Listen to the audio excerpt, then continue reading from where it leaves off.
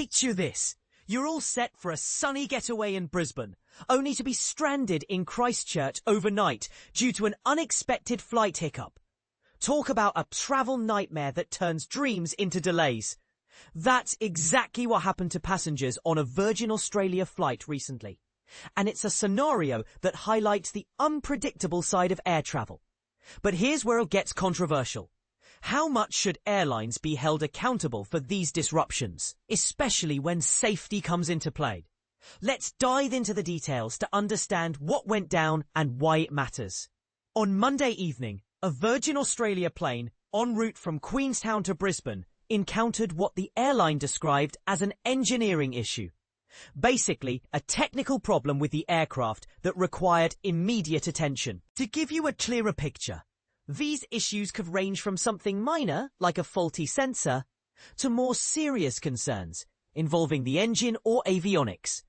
And pilots always prioritize safety by diverting to the nearest suitable airport, rather than risking a longer journey.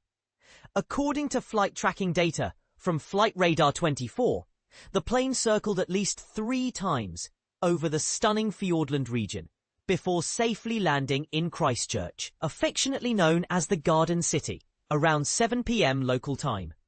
A spokesperson from the Queensland-based airline confirmed to One News that the diversion was indeed due to this engineering problem, and luckily, everyone landed without incident.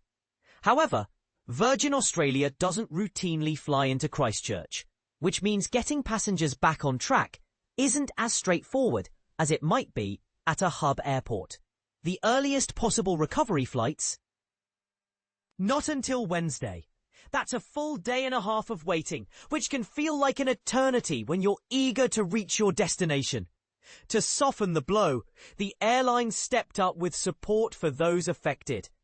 Guests were provided with hotel accommodation for the night, and Virgin Australia is committed to covering hotel stays, meals and transportation in accordance with their guest compensation policy. Plus, their guest relations team is in constant touch with the passengers, updating them on the latest developments and working hard to get everyone safely to Brisbane as soon as feasible. The airline also issued a sincere apology for the inconvenience, acknowledging how such disruptions can derail travel plans and frustrate even the most patient flyers. Now, and this is the part most people miss, while the airline's response seems thorough, it raises bigger questions about air travel reliability.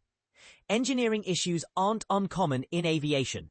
They can stem from routine maintenance oversights or unforeseen wear and tear.